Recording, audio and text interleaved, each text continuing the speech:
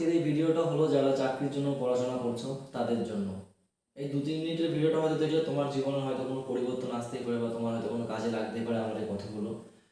তো আমিও বর্তমানে চাকরি করছি, কলকাতা পুলিশে কর্মরত আছি, 2.5 বছর হতে চললো। তো আমার চাকরি পাওয়ার পিছনে এর আগেও আমি একটা ভিডিও দিয়ে জানিয়েছি, তো আজকেও আমি তোমাদেরকে আবার বলছি।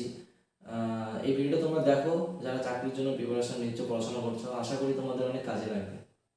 চাকরি পেতে গেলে বেশ কিছু নিয়ম প্রথমত মেনে চলতে হবে, তাহলেই তুমি সাকসেস পাবে। প্রথমত সঠিক পরিকল্পনা। তো কোনো কিছু করতে গেলে দেখবে ঠিকঠাক পরিকল্পনা করে যদি আমরা না আগাই তাহলে আমরা সেটা সাকসেস পাওয়ার প্রবণতাটা খুবই কম থাকে। তো সঠিক পরিকল্পনা করে তোমাকে এগোতে হবে। সেটা কীরকম? পড়াশোনার পাশাপাশি মাঠের দিক থেকে, যেহেতু পুলিশ যে ডিপার্টমেন্ট রয়েছে এখানে ফিজিক্যালি একটা ব্যাপার থাকে, তো তোমাকে সঠিক পরিকল্পনা করে তোমাদেরকে এগোতে হবে। পড়াশোনার টাইম ঠিক রাখতে হবে, গ্রুপ স্টাডি করতে হবে, বন্ধুদের মধ্যে আলোচনা করতে হবে। তাছাড়া রয়েছে নিয়মিত প্র্যাকটিস সেট দিতে হবে। তুমি যত প্র্যাকটিস সেট দেবে তত তোমার হাতে স্পিড বেড়ে যাবে, তত তোমার আয়ত্ত চলে আসবে যে আমার একটা কোশ্চেন পেপার সলভ করতে কত টাইম লাগছে। তো যত বেশি প্র্যাকটিস সেট দেবে তত দেখবে তোমার আয়ত্তে সেটা চলে আসবে। দ্বিতীয়ত রয়েছে কঠোর পরিশ্রম। দেখো, আমরা জানি পুলিশের চাকরি বা এসএসসি জিডি বা আর্ট বাহিনী যেটাই বলো না কেন, এইসব চাকরি মানে আমরা জানি একটা কঠোর পরিশ্রম পড়াশোনা। দেখো, সরকারি চাকরি পেতে গেলে সব চাকরির ক্ষেত্রেই কিন্তু পড়াশোনা দরকার, কিন্তু এইসব ফিল্ডে আসতে গেলে, এইসব দিকে চাকরি পেতে গেলে ডিফেন্স লাইনে তোমাকে এক্সট্রা কী করতে হবে? ফিজিক্যালি যে ব্যাপারটা থাকবে, তোমাকে শারীরিকভাবে ঠিক হতে হবে, তোমাকে গড়ে তুলতে হবে। যে 1600 মিটার রানটা থাকে, বেঙ্গল পুলিশের কথা বলছি, সেটা অনেকেই পারে না। অনেকে হয়তো পড়াশোনায় খুব ভালো, কিন্তু তারা মাঠে ব্যর্থ হয়, সেই জন্য তাদের চাকরি হয় না। আর আর্ট বাহিনীর ক্ষেত্রে যেটা রয়েছে এসএসসি জিডি, সেটা 5 কিলোমিটার, তো একটা লং রান থাকে, ভালো টাইমও থাকে। তো যারা নিয়মিত পরিশ্রম করবে, নিয়মিত কঠোরভাবে পরিশ্রম করবে, নিজেকে তৈরি করবে, তারা অবশ্যই সফল হবে। তৃতীয়ত দেখো, মানসিক শক্তি। এটা না বললেই নয়। আমি যেরকম 2020 সালে ডাব্লিউপি কনস্টেবলের ফাইনাল মেরিট থেকে আমি আউট হয়ে যাই, তখন কিন্তু আমার উপরে একটা প্রচণ্ড মানসিক চাপ, বা যেটা বলো মানসিক একটা যে শান্তির ব্যাপারটা, সেটা ছিল না। আমি কিন্তু তখন মানে রীতিমতো প্রথম ভেঙে পড়েছিলাম।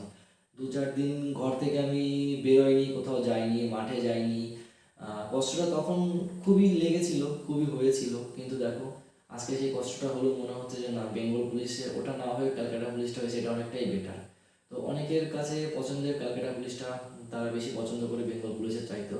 তো তখন আমার মধ্যে এটা ছিল না, তখন আমি বেকার ছিলাম। তো আমার সব থেকে যেটা বড় তখন আমার কাছে ইম্পর্টেন্ট, গুরুত্বপূর্ণ মনে হয়েছিল, সেটা হলো নিজের পায়ে দাঁড়ানো। সে চাকরি যেই হোক না কেন, সে যে চাকরি হোক না কেন, আগে নিজের পায়ে দাঁড়ানোর পরে আমরা ভালো মন্দ তখন আমরা বাঁচতে পারবো। কিন্তু বেকার থাকাকালীন এই ডিসিশনটা নেওয়া খুবই কষ্টের, যে আমি এটা পেয়েছি, এটা করবো না, ওটা করবো।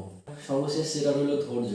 দেখো, একটা কথা আছে, চেষ্টা প্লাস ধৈর্য ইকুয়াল টু সফলতা। তো তোমাকে চেষ্টা করতে হবে, ধৈর্য ধরতে হবে, সফলতা তুমি একদিন ঠিকই পাবে।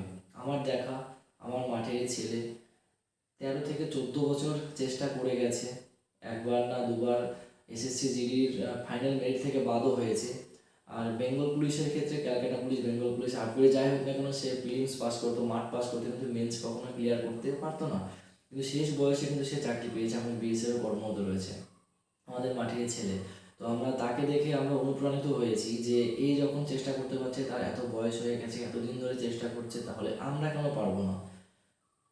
যাই হোক বন্ধুরা, ভিডিওটা দেখার জন্য অসংখ্য ধন্যবাদ সবাইকে। আশা করি তোমরা নিশ্চয়ই এই ভিডিও থেকে কিছু শিখতে পারবে। তো যারা যারা আপকামিং রয়েছে, যারা যারা এইচএস দিচ্ছ বা এইচএস দিয়েছো, তারা যদি এই ভিডিও তোমাদের কাছে যায়, তোমরা অবশ্যই পড়াশোনা করো চাকরির জন্য। 5টা বছর নিজের পিছনে টাইম দাও, কারণ এখন যদি তুমি 5টা বছর কষ্ট করো, নিজেকে টাইম দাও, তাহলে পরবর্তী জীবনটা তোমার সুন্দর কাটবে। আর এখন যদি তুমি 5টা বছর যে তোমার কেরিয়ার গড়ার যে সময়টা, এখন যদি তুমি সেটা নষ্ট করে দাও, তাহলে এই সময়টা তুমি আর কোনোদিনও ফিরে পাবে না, তোমাকে সারা জীবন কষ্ট করেই যেতে হবে।